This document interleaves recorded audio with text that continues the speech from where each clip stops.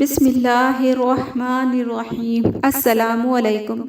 اگر آپ استغفار کا اہتمام کرتے ہیں، اس کے باوجود پریشانی ختم نہیں ہو رہی، پھر ہمیں سوچنا ہوگا کہ کہاں ہم سے غلطی ہو رہی ہے، کیونکہ استغفار ایسا بابرکت عمل، نسخہ اور وظیفہ ہے جس کے بارے میں اللہ پاک کا فرمان موجود ہے اور نبی پاک صلی اللہ علیہ وآلہ وسلم کی درجنوں حدیثیں موجود ہیں۔ جو بندہ استغفار کرتا ہے، اللہ اس کی تمام پریشانی کو دور فرماتا ہے اور اسے ہر فکر سے نجات عطا فرما دیتا ہے۔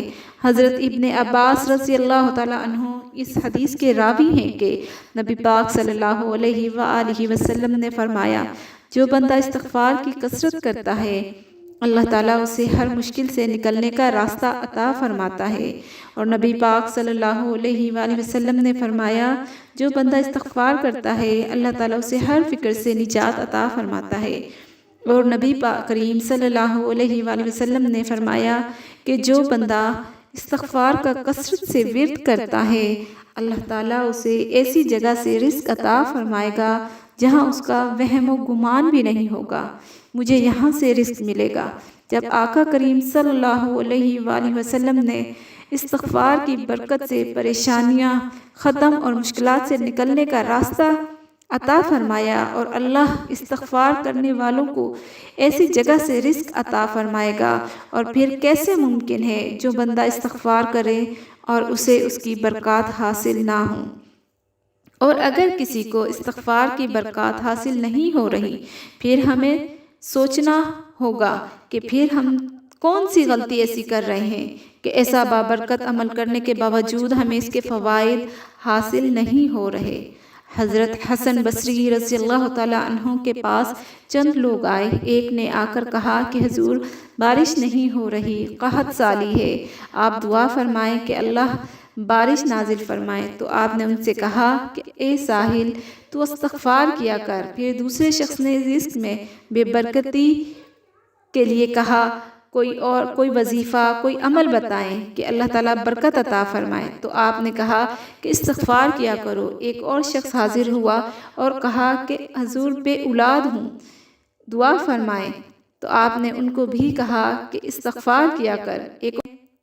ایک اور شخص نے کہا کہ حضور فصل کی پیداوار میں کمی ہو رہی ہے، اور جس طرح پہلے فصل کی پیداوار ہوا کرتی تھی اب اس طرح نہیں ہے، بہت کمی ہے، حضور کوئی عمل یا کوئی ایسا وظیفہ بتائیں کہ میری فصل میں اضافہ ہو۔ اور آپ نے اس کو بھی استغفار کا کہا۔ وہاں ایک شخص موجود تھا، اس نے عرض کیا، حضور یہ کیا معاملہ ہے کہ آپ نے سب کو ایک ہی عمل بتایا، حضور یہ کیا ماجرا ہے؟ حضور نے ان سے کہا کہ اے سوال پوچھنے والے، کیا تو نے قرآن نہیں پڑھا؟ رب تعالیٰ قرآن میں ارشاد فرماتا ہے، اللہ فرماتا ہے گناہ بخشواؤ اپنے رب سے، بے شک وہ بخشنے والا ہے۔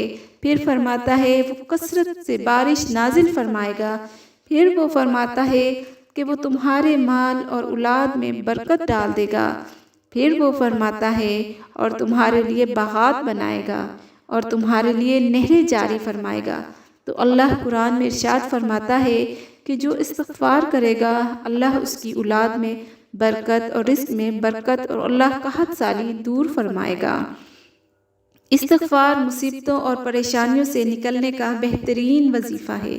اگر آپ استغفار کر رہے ہیں، اس کے باوجود آپ کو اس کے فوائد اور ثمرات نہیں مل رہے ہیں، پھر سوچنا ہوگا کہ کہاں غلطی ہے، کہاں کوتاہی ہو رہی ہے۔ تو شیطان نے کہا تھا نا کہ یا اللہ، مجھے تیری عزت کی قسم، جب تک انسان کے جسم میں روح ہے میں اسے بہکاتا رہوں گا اور صراط مستقیم سے ہٹاتا رہوں گا۔ تو اللہ نے کیا ارشاد فرمایا، اے شیطان، مجھے بھی اپنی عزت و جلال کی قسم، اپنی بلندی اور رتبے کی قسم، جب تک میرا بندہ استغفار کرتا رہے گا اور توبہ کرتا رہے گا میں اسے بخشتا رہوں گا۔ یہ تو ایسا بابرکت عمل ہے، کوئی استغفار کرے اور اسے اس کے فوائد اور برکات حاصل نہ ہوں۔ حضور نبی کریم صلی اللہ علیہ وآلہ وسلم کے صحابی حضرت حذیلہ بن زید رضی اللہ تعالیٰ عنہ فرماتے ہیں کہ نبی کریم صلی اللہ علیہ وآلہ وسلم کا ارشاد عالی شان ہے کہ بندہ اللہ کے عذاب سے محفوظ رہتا ہے، پریشانیوں سے دور رہتا ہے جب تک وہ استغفار کرتا ہے۔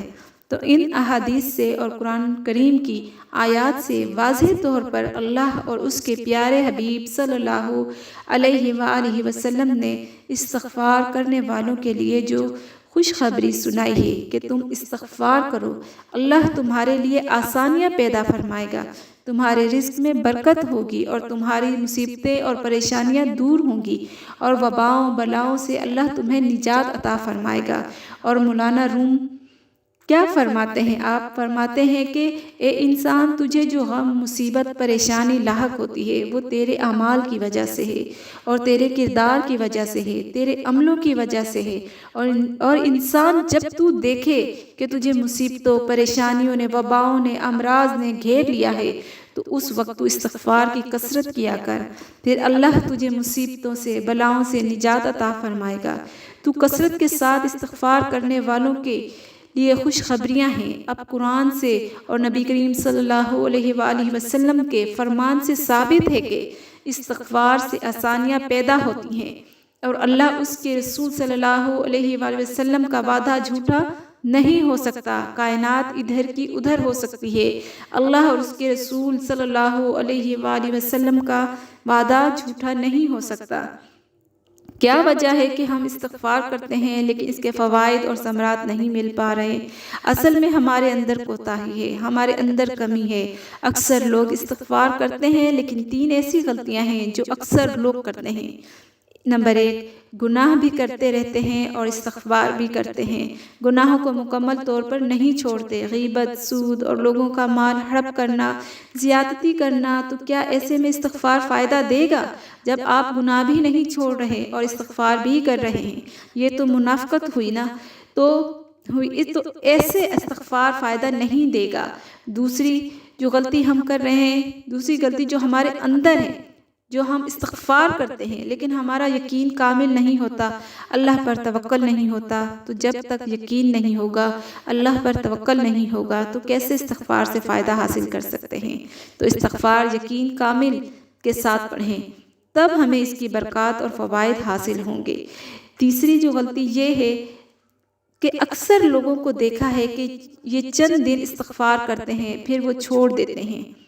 آپ مستقل مزاجی کے ساتھ اور یقین کے ساتھ استغفار کریں اور روزانہ کا معمول بنائیں، تبھی ہم استغفار کے فوائد اور ثمرات حاصل کر پائیں گے۔ اللہ تعالی ہم سب کو پکی اور سچی توبہ نصیب فرمائے، آمین۔ اگر آپ کو ہماری یہ ویڈیو پسند آئی ہو تو اسے لائک، شیئر اور سبسکرائب کریں۔